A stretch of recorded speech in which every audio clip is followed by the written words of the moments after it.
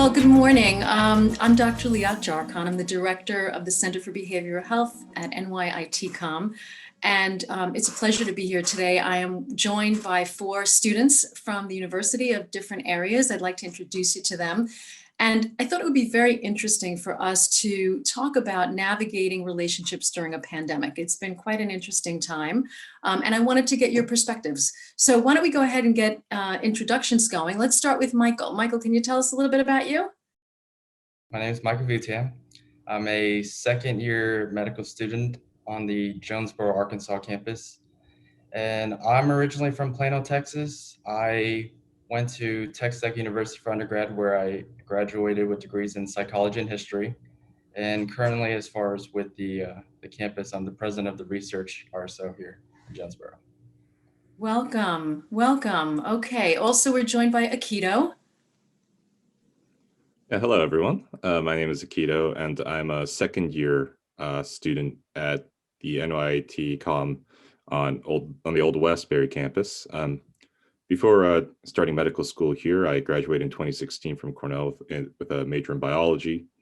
I completed a post-baccalaureate at UMass Dartmouth. And on campus, I'm the vice president of the ACOEP, and I'm also involved in research. So it's a pleasure to be here. Welcome, welcome. Let's continue with Denicia. Can you tell us a little bit about you? No problem. Thank you, Dr. Jarkon. My name is Denicia Mitchell. I'm currently a master's student in the energy management program on the Old Westbury campus. I graduated with my undergrad from New York Tech in December 2019 in engineering management, and I'm currently working full-time at an investment bank while finishing this degree. Thank you. Welcome, welcome. Thank you. Kimberly. Hi, my name is Kimberly Fasiglione. I'm also a second-year medical student here at the Old Westbury campus of NYIT.com. Prior to coming to NYIT.com, I was a Binghamton University alumni. I graduated in 2018, and so far here on campus, I'm the executive SGA secretary, and I'm involved in the Global Health Certificate. Very happy to be here today.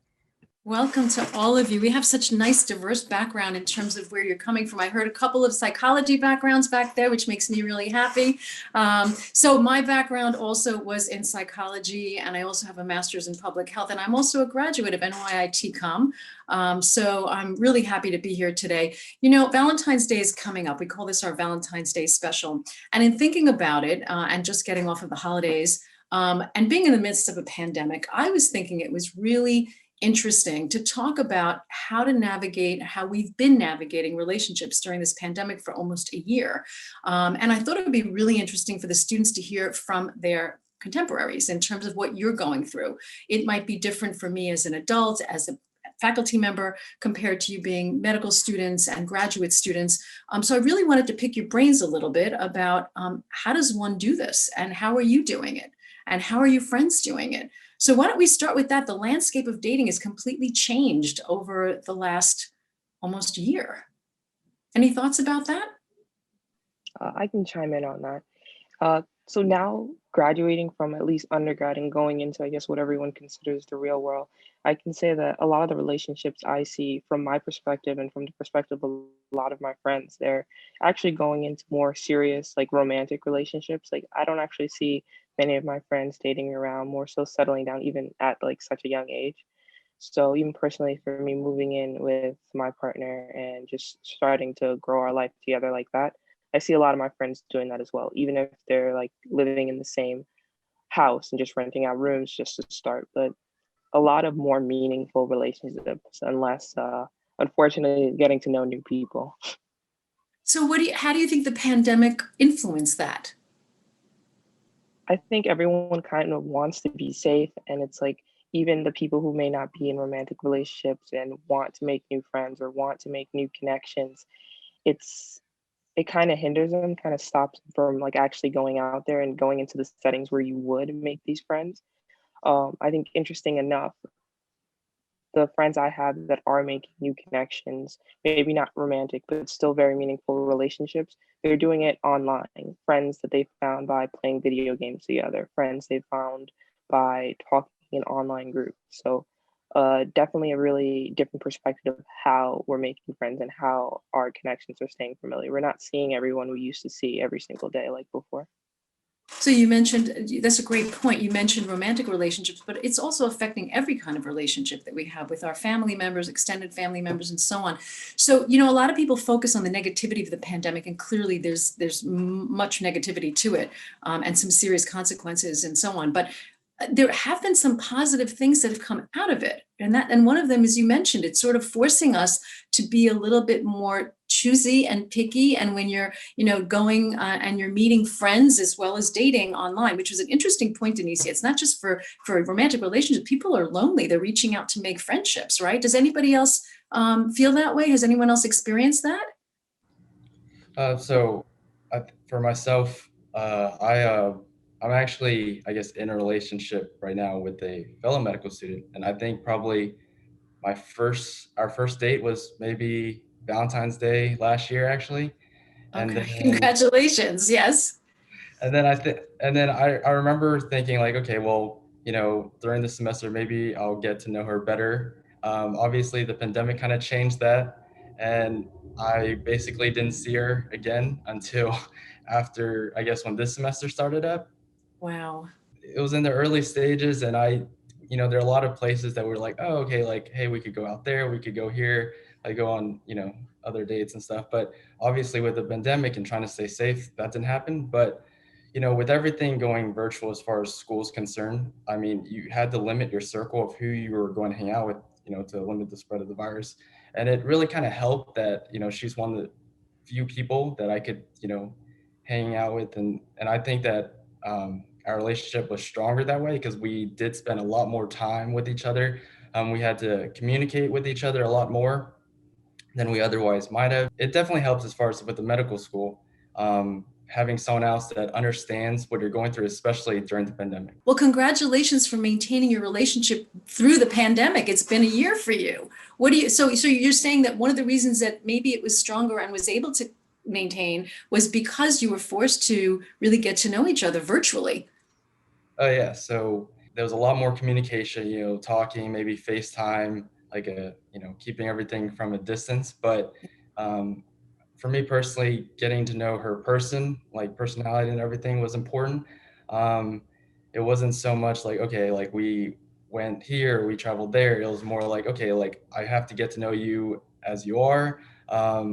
And when I got back here, like having to, we spent a lot more time. You kind of accelerate the whole, like, all right, I see more and more about like, how you are like at home and your personality and everything else that you may not see right away if you only go on dates with someone and don't really see that side like as quickly. So it allowed me to kind of like, get to know her a lot better, get to know like, and I feel like personally speaking, like our relationship probably moved a little bit faster than people would have Interesting. assumed because we spent so much time getting to know each other. Because like I said, it was perhaps in a different environment. I would have been spending a lot more time with other friends, but I was, trying to keep it safe and obviously kind of limit who I was spending my time with. So it kind And of helped. you're all mentioning safe, and just to clarify, it's safe from COVID. Yes. Safe from not getting ill, because the statistics are pretty horrific in terms of how serious it is. I see Akito and I see Kimberly shaking their heads. You've had similar experiences? So I actually have been in a relationship for over 3 years now. I met my boyfriend when we were in Binghamton together. So we navigated the gap year together. We had opposing work schedules. And then Wow. he did a 1-year nursing program back at Binghamton while I started my first year of medical school. And so we kind of always had the challenge of not seeing each other, but I associated going home with seeing him.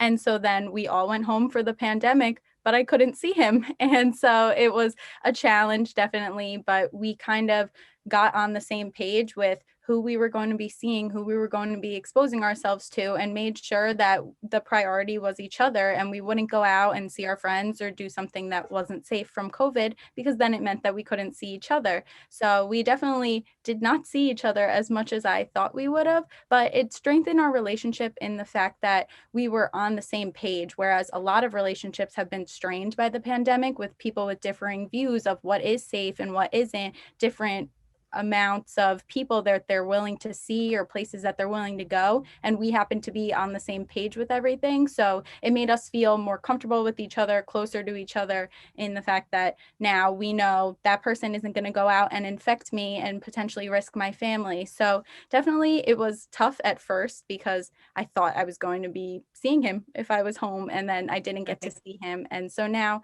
we know we could go a long time without seeing each other, but our relationship is still strong. You could still FaceTime when you can and call each other on the phone every day, just keep each other updated and in the loop. So that's definitely been good for my relationship. Not something I expected, but definitely made us closer. It's so interesting. The things that we least expect sometimes give us the biggest, the most strength. I mean, clearly a year ago, if somebody would have said, Happy New Year 2020, you're going to be home for 10 months, not seeing anybody, all of us would be, excuse me, what this is, like the Twilight Zone. But despite what has happened, and I think the repercussions of what have happened are not going to hit us until it's over. And that's typically what happens, right? Something happens and all of a sudden the dust settles and we turn around and we say, so that just happened, right? That's a common phrase in your generation. So that just happened. And I think we're all at some point going to be sitting here going, really? We were wearing masks and we didn't see anybody and we started communicating everything virtually and remotely. But despite the horrors of the situation, if we could take something positive out of it, I think it has shown us that relationships strengthen, if it's truly meant and there's substance to it. I think the children of the 60s would have a hard time, I'm dating myself, with this because everything was about peace and love and, humanity. We need and we crave, being together. That's what human beings love to do, to communicate, to touch, to be with one another. And this has proven that we can go past that. So far, I'm seeing a lot of great relationships, which are amazing. What about you, Akito? You also in a relationship? Unfortunately, no. I have to admit that actually the pandemic was a major stressor, which led to the ending of my relationship not too long ago. But Wow. on a more positive note, I will also say that because of the kind of like limitations as to how we can socialize in the context of this pandemic, I've actually ended up reforging a lot of old friendships that I kind of took for granted over the past couple of years.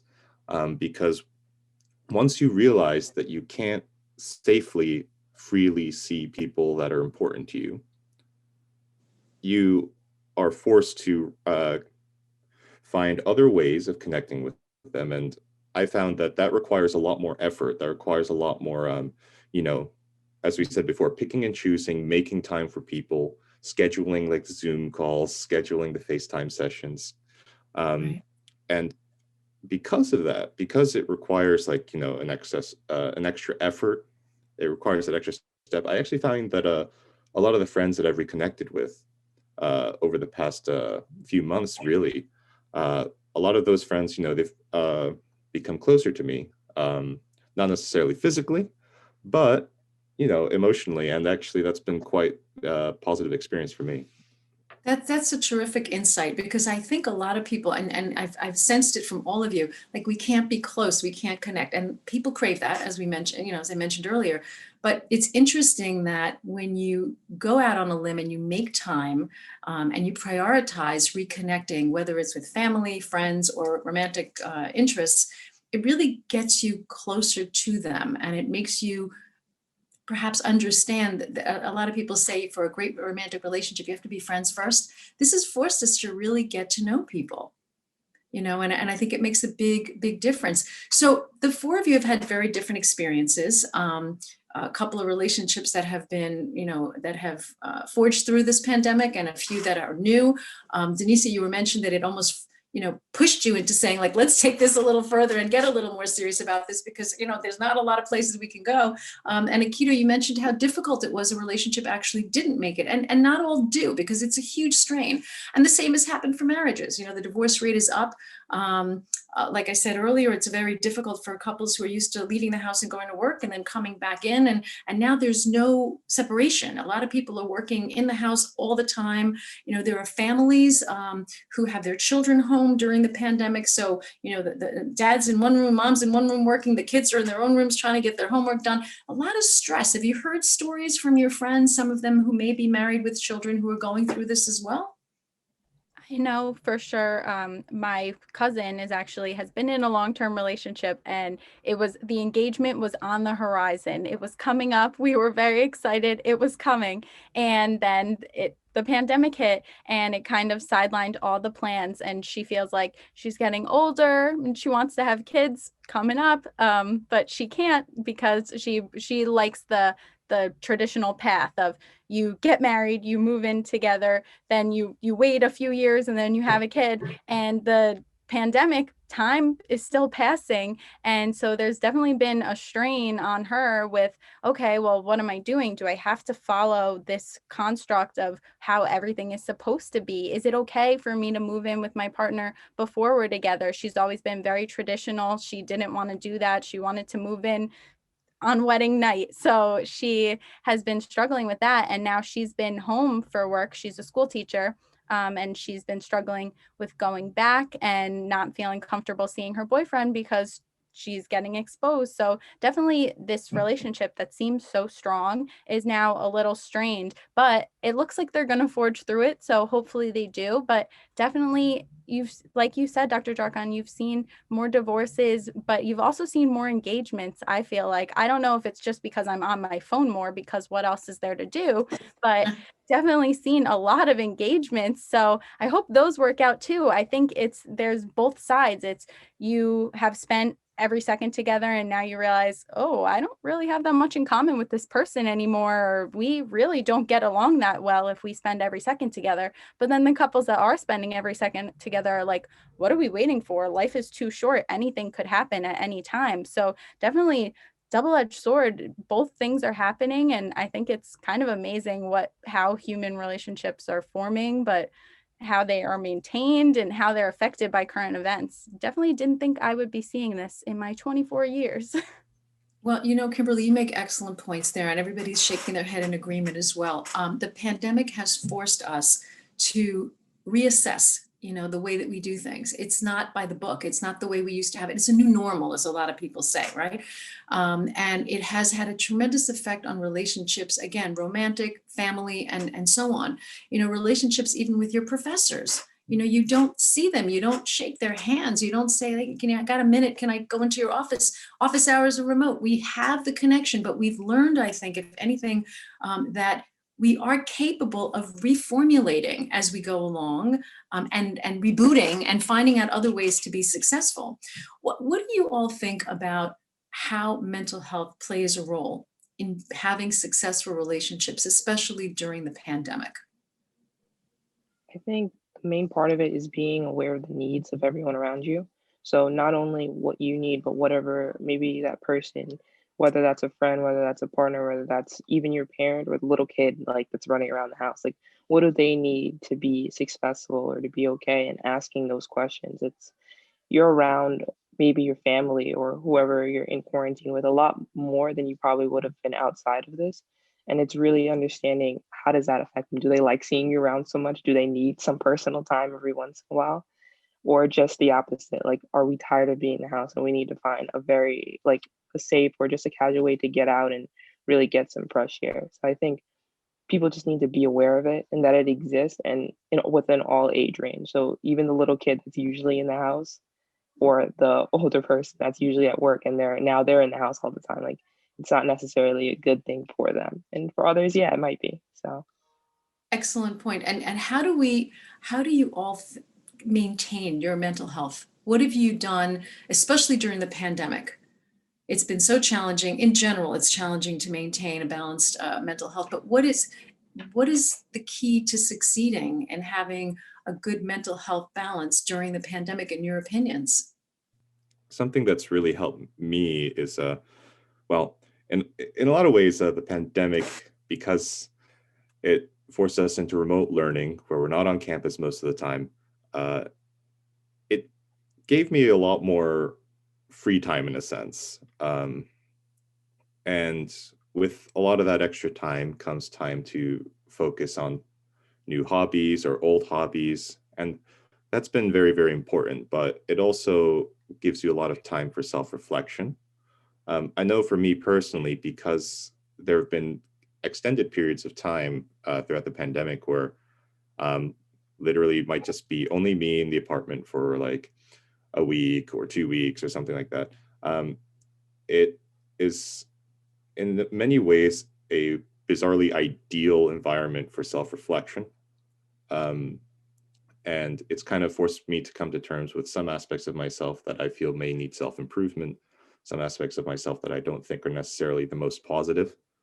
And I think that has actually been another major benefit of the pandemic. It was not necessarily a pleasant experience all the time, but acknowledging those aspects of myself, and I'm sure other people can agree with this, but acknowledging those aspects of myself and seeing how I can improve that has also been very important. That's terrific. Thanks for sharing that. I think it's accurate. You know, you have so much time to spend with yourself. You can either go stir crazy or you can be productive. And I think that taking the time to be productive is great. But how do we do that? How have you all spent that extra time? You know, we're not commuting anymore. We're not sitting in traffic. All really nice things. You know, but also it's difficult to, and I think important to compartmentalize our days. You know, it's not, otherwise it's all 24/7 work or 24/7, you know, and so I think that that's been a big challenge. Have you found that to be the case? Yeah, so I completely agree with Aikido. I've had a similar experience in that I didn't expect to have this much free time. And in medical school, you could spend that time studying 100%. But if you do that, you're really not taking care of yourself. And I think we've all been stuck at home. We're all having strains on our relationships, whether romantic or with our direct immediate families or our friends that we can't see, and everyone's going through something different right now and processing this differently. And so you're home, you're by yourself, you have this time. What are you going to do? So I have been using it to connect with old friends, similar to someone else was saying that. I think Aikido, yeah. And I have also been reaching out to family members more, but then also taking more me time, because although you're spending time by yourself, you're physically by yourself, but you're doing work. You're not focusing that time on you. So I started journaling. It was my New Year's resolution. So I know the pandemic's been going on for about 10 months, but I finally got to it. And I started gratitude journaling. And I also have been taking the time to make sure I'm moving my body, because if I just feel like I sat on the couch all day, it doesn't matter how much work I got done. If I sat all day, I don't feel productive. I don't feel good about myself. So definitely important for my mental health has been getting out, getting moving. If I eat like garbage one day, I don't punish myself. I just try and balance it the next day. So I think it's been more leniency with yourself, but also just taking that time to look at yourself and say, okay, what's going on with me today? How am I doing? What am I grateful for? What could I have done better today? And what do I want to do better with myself tomorrow? And just making sure that you're not using all of this extra time that we have on sitting online and seeing what other people are doing, or only doing work because now there's no work day because you don't drive to and from work. Technically, the work day never ends. You never leave your workspace. So you really need to set aside that time for yourself and just make it a priority, whether it's in the morning so you get it out of the way, or if it's at night, you take that time. So definitely have been taking more time for myself than I thought I would be able to in medical school. So that is a positive in my book. Not that I would wish this upon anyone, but definitely something good that's come out of it for me. Well, I think that makes so much sense. And what does me time look like to each of you? So for me, my me time is Netflix. I love Netflix. I love my skincare. I love taking my walks, and it's really easy nowadays. You can watch your videos to practice studying for medical school. Like you can watch them anywhere. So I could watch them on my walks, but I love listening to music. It's one of my favorite things. No matter what I'm doing, I like to listen to music, but it's not conducive to studying. So when I take my walk, I listen to my music, and definitely even the phone calls with family, like just connecting with someone who knows you to your core, has been really good for me time. That's excellent. Anybody else? What's me time look like? So I recently started working full time in like August, yeah, August, September. So finding out like the difference between like me time in college is just like walking around and saying hello to your friends. And now what does that mean after you worked all day, even though there's no like commute? And I'm honestly very content with just watching Netflix, like Kimberly was saying. And I think going back a little further, it's being able to separate your work day from like your me time. For me, that's mainly just moving from the bed to a chair and then back to the bed. So work day is in the chair and then everything else is in the bed. And honestly, very, very content with that. And That's but terrific. that's Everybody's yeah. found some positivity. I love that. Michael, what about you? How do you spend me time? Well, first, we're in general about mental health. I think for me, like strengthening my relationship with my family was a big deal because when I went to medical school, I didn't expect to have much time at home. Like I looked at it, I was like, okay, well, I'll have basically maybe the summer in between first year and second year, and that's about it. And because of the pandemic, I was able to, go home and since with COVID, I just stayed at home, and so I didn't go out at all. And so then I was able to, I didn't personally have any issues with spending that much time with my family, and so that was a great boost for my mental health, personally, because I know from my college experience, like being so far from home, sometimes I get homesick and stuff. Now it's because everything is online. I feel like I have a lot more time, and like Kimberly and Akita were saying, like you could spend all that time studying, but because you kind of have more time, then you can still get the same amount of studying while still having enough time to like quote unquote relax a little bit, either watching shows. Like usually, if I have free time, sometimes I'll make a phone call with friends that I haven't talked to, just like Akita was mentioning. This is a lot, humans are social creatures. A lot of times people will go out and they might not have taken the time to talk with each other. They might have just been like, all right, I'm going to go out, and go to different places. But now everyone's at home. There's less of, this was a little thing of mine, going on social media, and, I'm stuck in medical school, but everyone else seems to be going out and about. So I don't have to worry about that as much. And a lot of people are also at home and they still crave the social interaction. So for me personally, it's connecting with old friends, connecting maybe with classmates that I might not be able to see in person, and like calling my family like every day, making sure they're still doing well. So that's personally what I usually do with my extra time. So Michael, one of the points, first of all, that sounds terrific. One of the points that I wanted to take off on was you mentioned, that you're in medical school, but you're also able to socialize like your other friends who are not in medical school. It's almost like the pandemic, made everybody on a level, playing field, right? Like we're all in the same situation in terms of our restrictions right now. And whether you're in medical school or graduate school or undergraduate or high school, and everyone in between, we're all dealing with this same situation. It really leveled the playing field. I definitely agree with that. I was a little worried, and it was certainly when I first started medical school, like my friends back home, my high school friends, college friends, or friends that I'd made along the way, they couldn't really relate to hey, you're spending like 7-10 hours studying or something like that.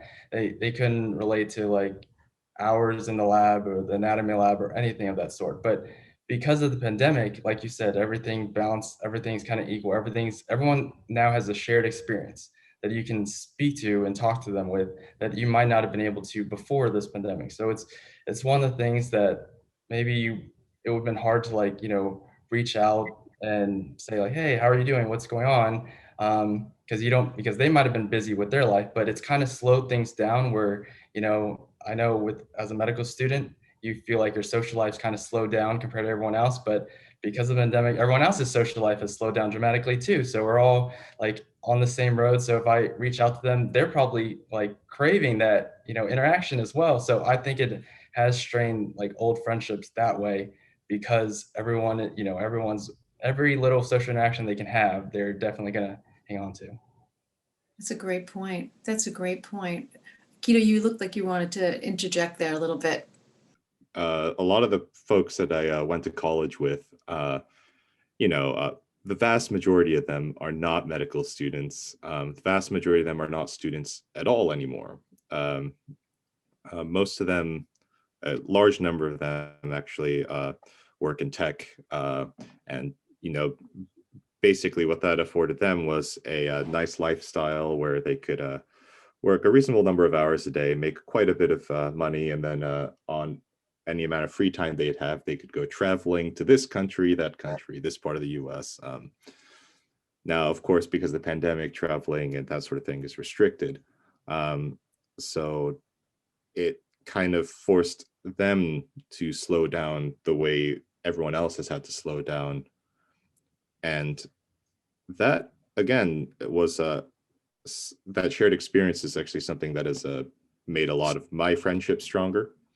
Again, because now that these friends of mine aren't really so much having their like jet set lifestyle where they're going around everywhere, it's hard to catch up to them and for them to make time to socialize. Now everyone's slowed to the same pace, which again opens the floor for an equal conversation and opens the floor to everyone having enough time to talk to each other and reconnect in a bit more of a like personally and meaningful way, as opposed to say posting a cool travel pic on Instagram or something. All right. You know what? I think it's so true. We're talking about navigating relationships, and the pandemic has been such a dark cloud over the world right now, and certainly rightfully so. But in terms of relationships, it's really fostered many new relationships, and allowed us, as you mentioned before, Akito, to go back and say, oh, I haven't heard from so-and-so or a family member, and it brings us back together. So just like other awful situations, 9/11 is one that comes to mind as well. Terrible things can sometimes bring about positive change, and that I think includes relationships. I've spoken to people about the pressure of the holidays and the perfect gifts and so on, last month. And many people said that they were less pressured, ironically, with the pandemic because there was not that kind of expectation. And I'm wondering what your thoughts are regarding Valentine's Day. It's coming up. It's, the holiday with hearts and chocolates and, proposals and everything else that's supposed to happen, and beautiful people in beautiful settings. Is it looking different this year because of everything you're saying? I'm hearing a lot of appreciation about, things that you're able to continue doing.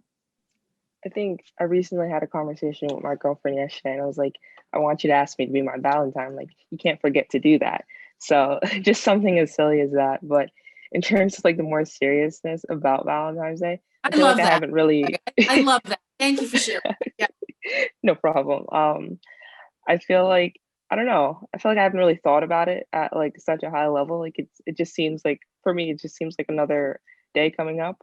So I don't know. I don't know if that's how everyone else feels, if or taking it that seriously. Even like going into the stores, I see a couple of stuff sometimes, but I feel like I don't see as much hype, maybe not even as much commercials like talking about Valentine's Day. Like you just know it's coming up because February is coming up. So I don't know if anyone else has noticed that. Well, maybe Denisha, to your point, maybe people are appreciating the simpler things in life, like being healthy and having someone to love, as opposed to all this fluff, that's been out there. What does everybody else think about that? Is there less pressure this year with Valentine's Day because we're appreciating more? Yeah, I would say it's kind of just another day for me in my relationship. Personally, now my boyfriend is a night nurse, and so we are on completely opposite schedules. He called me this morning before we started talking and said goodnight. So we Oh my are on gosh. completely different schedules. He's working around Valentine's Day, and so like I think last year I would have probably been upset, like, oh, but that's our free weekend off after our tests. Like, I want to see you. And now it's like, all right, well, I'll see you when I see you. I love you. Like, our relationship is still good. It doesn't matter. I know you appreciate me. So definitely, I don't care as much as I used to. I think I know that I have a connection, and that's all that matters to me. And I'll see you when I see you. That's great. That's great. Anyone else have any thoughts about more or less pressure this year because of the pandemic on Valentine's Day? So I don't personally see view any pressure either way, like more pressure, less pressure. I will say, it is the weekend after our first comprehensive exam. So there's okay, well, at least it's a free week. Spoken like a true medical student. At least it's a free weekend that way. But of course, because there's, restricted travel. It's not like, okay, then we'll plan this, like, you know, we'll go out to this place or go out to that place, you know. But I will say, like, in general, because I know Valentine's Day for me this year is different than maybe for years past. And in years past, like when I wasn't in a relationship at the time, I think it was, truthfully, it was, I'm gonna be honest, it was almost like a sense of dread. You know, a lot of times people talk about you know, the winter months, those are like quote unquote cuffing season. And I feel that because of the pandemic, it's kind of prolonged that, in the fact that, you know, you're not able to go out and see other people that much. So it's so much easier if you are already with a partner or you are with someone that you can be with, because it's much harder to kind of develop that relationship from scratch now. I mean, like, to just start it from, you know, from wherever you are. So I feel that with the way that it is, the pandemic's kind of prolonged about people wanting to be in relationships. Now, I can't speak for everyone. I'm definitely not speaking for Aikido here. But I just feel that I know, you know, I would have noted, like, I noted that there were, you know, when I went to the store, there are different little Valentine's Day signs. And I have to say, I definitely noted that a lot more when I was single, like, than I was here. Because like Kimberly and Denicia said, it is more of like, you know, hey, this is just another day. But for other people, and I know for me personally speaking, that was a reminder of, oh, you're not with someone. And so then there's always kind of an added pressure when, you know, during this pandemic, if you like are single, that you feel that, hey, like, I really want that connection with someone else, because before you could have plenty of friendship connections, which unfortunately there's less of that. So it's easier if you did have a close personal relationship.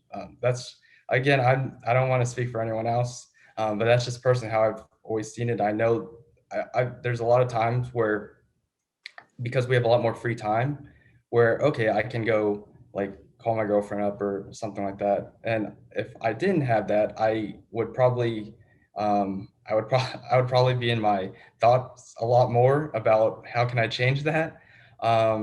But so that's just how I see it personally. That's great insight, Michael. Thank you for that. And speaking of being single during a Valentine's Day season, why don't we hear from the source? Akito, you're single right now. Do you think that it would be more or less pressure for you if it weren't a pandemic? How does the pandemic play into that at all? For me personally, and I'm definitely not speaking for anyone else here, I don't think it makes any difference, actually. Before I was dating anyone, I didn't really make a big deal of Valentine's Day. Certainly, I'm not going to make much of a big deal of it this year. And then while I was dating someone, like, you know, even then, I don't think there was much pressure to make it into a particularly special day.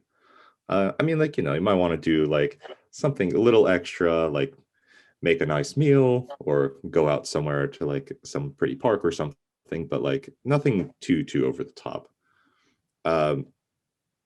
So for me, like, I don't really think the pandemic really makes much of a difference in that regard.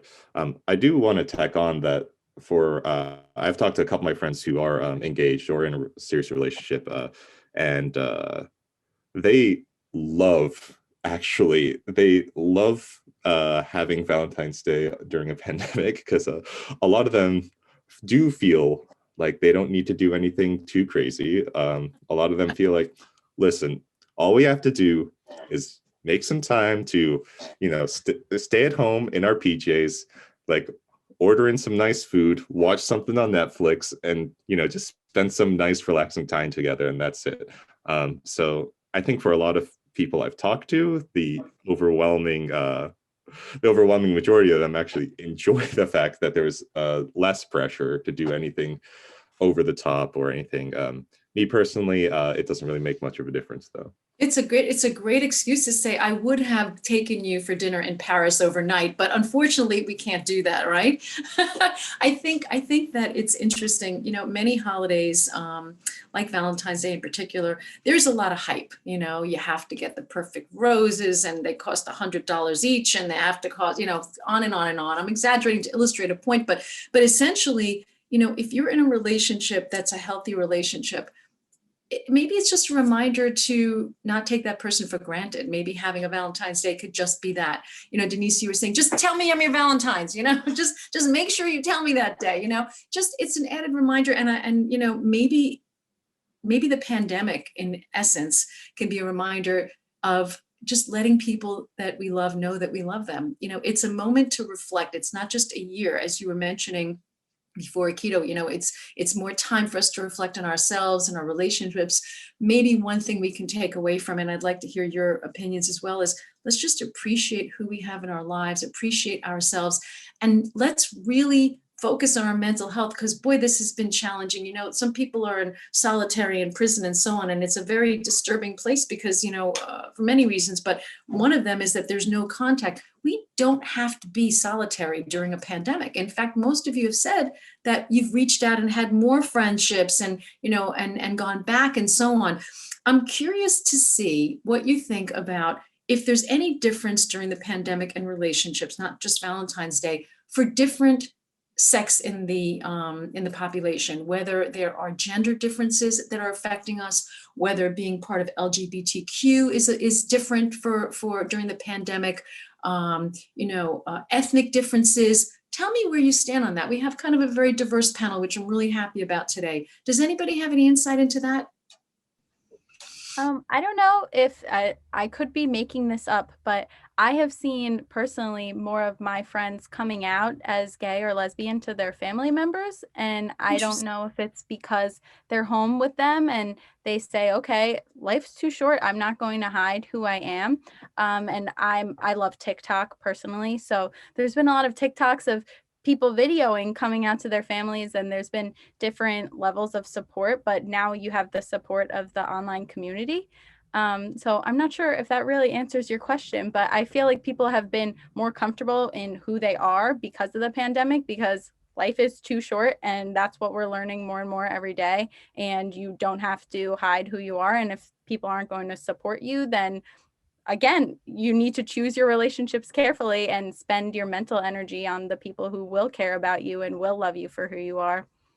Kimberly, that's such an incredible comment that you just made. I didn't think about it until you said it. The idea of being more comfortable because you're surrounded by your family more and you're just more real, and understanding that things can change on the dime and why wait for that. But that really, it makes me so happy to know that and to hear that, because obviously I'm a big proponent of like, be who you are, and you know, whoever doesn't like it, you know, it's not, it's, what do you say? It's a you problem, right? I think that's really, really wonderful. That's incredible to hear. It's a great time for LGBTQ, especially what you just said, Kimberly, about online community also being more supportive. We have more time to address these differences, which shouldn't be differences at all. Michael, were you going to say something? As far as the LGBTQ, I think the one thing is I am kind of just proud in the sense that, you know, in the year 2021, that a lot more people are willing to be open, and, you know, and that I feel that at this point is more accepted.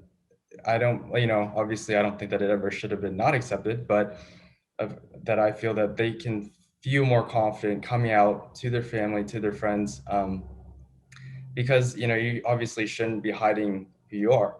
Now, as far as relationships are concerned, I was going to say that a lot more people, because, you know, in relationships, I feel that if, to say, you're able to get through the pandemic in a relationship, I do think that this makes your relationship stronger, because a lot of times people hide who they truly are. You don't see it until way later what kind of person someone may be, you know, that they're hiding. But because the pandemic adds more stress, you kind of see how people respond to stress, how they react, and you find a lot more about someone that you may not have seen until much later. So it is in the sense that, you know, relationships may reach a breaking point quicker, or that you find, okay, I'm really compatible with this person, because, you know, you're spending more time with them, or, you know, you're able to see who they truly are. Because a lot of times people like to put their foot forward. If you only see them when you're going out, then you're not going to see everything. But if you're seeing them when they're at home, when they basically it's just you and them, and you can see that, all right, if I'm spending this much time with them, I can still get along with them, then you realize that, okay, like, again, that you like the person for who they are, as opposed to who you think they are. in a sense. There's no place to hide. You're right there. There's no place to hide, right? It makes it very, very crystal clear.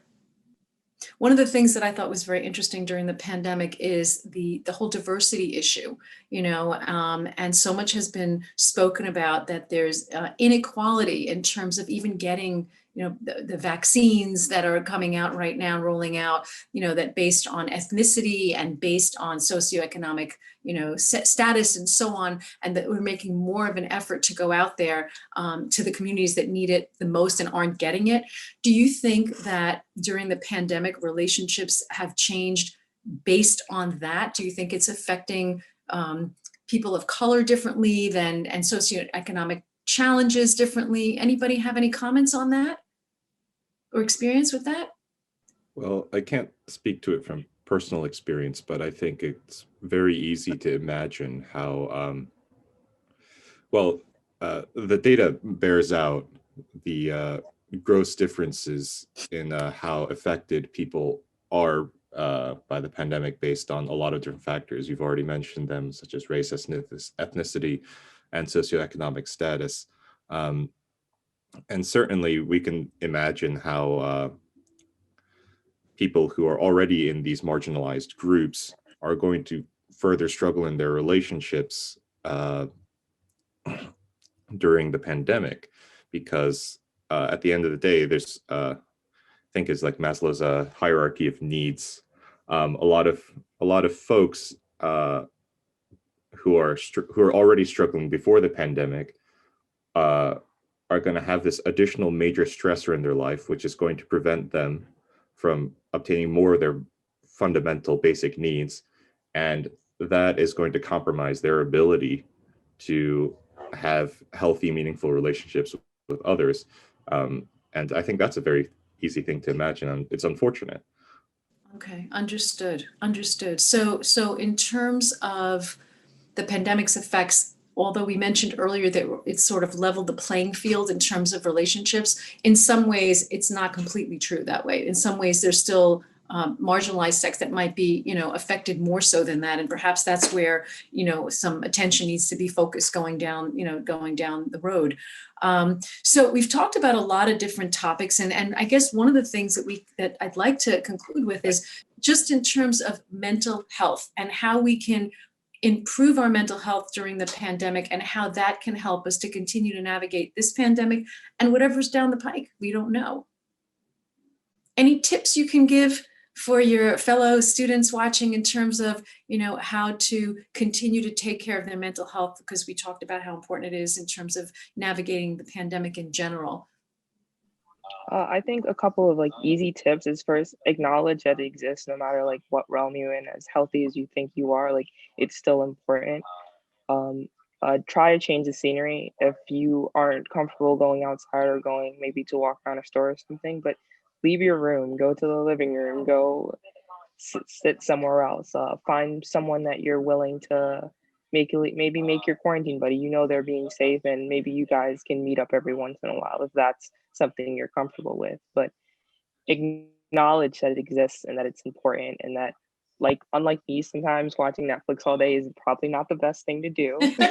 But I think more than anything else, acknowledge that it exists within not only you, but the people around you. I actually wanted to chime in, Nisha, because I think what is good for one's mental health depends on each person. So for someone, maybe maybe just relaxing and watching Netflix is good for mental health. I think that's perfectly reasonable. And I think what I want to say about that is that during the pandemic, during all this extra time that we may or may not have now, I think it's important for us to reflect on the things that are good for our mental health. Personally, I've reinvigorated a lot of my old hobbies, like I mentioned before. I actually make sure to make some time to practice the violin, which is something I've done all my life. So that I've found is something that does help my mental health. It helps me feel better about myself, and it gives me a sense of accomplishment. And I think everyone needs to, everyone ought to take some time to self-reflect and find the things that work for them. Yeah, and I think you really can't love someone fully unless you love yourself. So it's taking time to, like Akito said, self-reflect on what makes you happy, but also like looking in and asking yourself how you're doing. And it's never been easier to get therapy. A lot of practices have switched to online services. So if you just want to talk to someone and work out your stuff, and then that could be working on you and preparing you for a relationship actively, that could be considered actively looking for a partner, because you're really taking that time to make sure that you're prepared to take care of someone else and you're not depending on that person to take care of you. So I think it's really important that, if you're in this situation, that you acknowledge that everyone's going through the pandemic together. A lot of times, since you're all isolated, you think you might be going through it worse, you might be struggling with it, but there's other people that are also struggling with it. There's other people that are also wanting to talk about it. And like Kimberly talked about with therapy, I've personally noticed that a lot of people, like I said, it's 2021, everyone's all in support of mental health, but it's still almost taboo to talk about, oh, I'm talking to someone, or I'm seeing someone that for therapy. But I've noticed that when you cross that line and say, hey, I'm struggling through this pandemic and I'm talking to someone, especially like as a medical student, I'm saying like, there's a lot of other stressors as well. And you're saying, yes, I'm talking to a therapist, or I'm talking to a counselor and trying to talk to someone to get through it. A lot of times the reply is, oh, me too. A lot of times like people are not as open that they are talking to a professional as well until you open, and then you realize, oh wow, like now I have something else that I can have in common with this person, and you develop a close relationship with that specific person. But that's something that I feel is right now, everyone's secluded and everyone's still not fully open. And I feel like this is another thing that hopefully through this pandemic that a lot of people will realize that, hey, we're all going through this together, and some of the outlets that we use are also shared by other people. And hopefully, I'm just saying that in general, the society will allow, like, hey, if you're talking to a professional, talking to an expert, that there's no stigma involved with it. Because even though everyone's in support of mental health and getting what you need, it's still, people are like, okay, people are not fully okay with how you are getting the help that you need. But a lot of times, the facts are that probably at least 50% of students are talking to someone.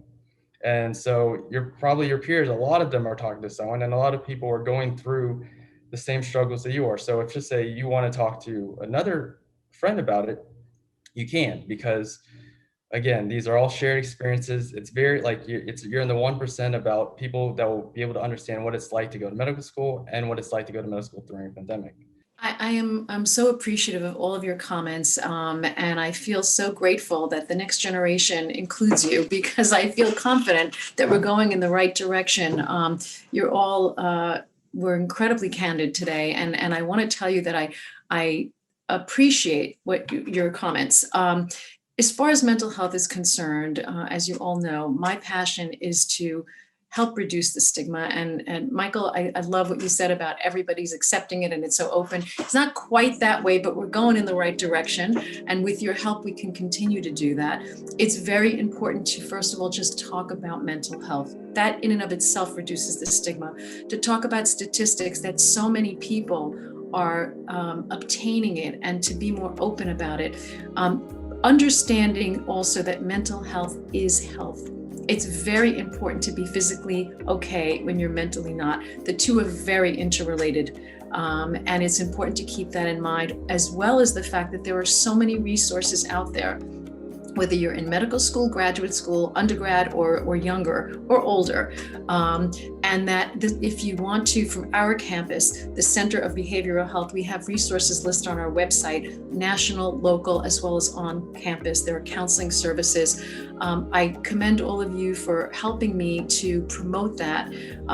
And for everyone watching this, I hope you have a wonderful Valentine's Day and every day. And to me, Valentine's Day is a reminder just to love yourself. As was said earlier, take care of your own mental health first, because you can't help anybody if you don't help yourself first. You deserve that. And cut yourself a break. It's been a challenging year, and be grateful for every step you take on a daily basis. So thank you for joining us. Thank you to all of my co-hosts here, and have a wonderful, wonderful, happy Valentine's Day.